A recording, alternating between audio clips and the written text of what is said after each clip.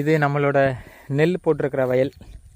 இந்த வயல் பார்த்தோன்னா இப்போ நட்டு 10 நாள் ஆயிடுச்சு. நட்டுனா நாற்றங்கால் முதல்ல போட்டிருப்போம். நாற்றங்காலிருந்து எடுத்து வயலில் நடவு செஞ்சு 10 நாள் ஆயிடுச்சு.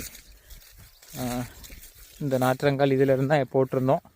இதிலேருந்து இப்போ இந்த இடையில நிறைய கொக்கு மிதித்து தண்ணியில் முங்கி வீணாகும். அந்த மாதிரி வீணாகிற இடத்துல திரும்ப இந்த நாற்றை பிடுங்கி நட்டுருவோம். அதுக்காக தான் இப்போ இதை மிச்சம் வச்சுருக்கோம். இதுக்கு முன்னாடி வரைக்கும் இது கொஞ்சம் மஞ்சளாக இருந்தது. இப்போ கொஞ்சம் வயல் நல்ல பச்சை பசேன்னு ஆயிடுச்சு. இனிமேல் தான்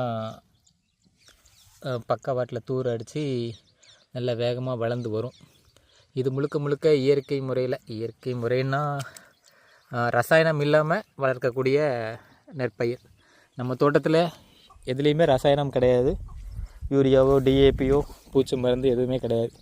எல்லாமே வேப்பெண்ணெய், ஜீவாமிர்தம், மாட்டுச்சாணம், கோமியம் இந்த மாதிரி பொருட்களை பயன்படுத்தி தான். வெளியிலேருந்து வேறு எதுவுமே வாங்குறதே கிடையாது. அசோஸ்பைரிலம் அந்த மாதிரி கூட எதுவுமே வாங்க மாட்டோம்.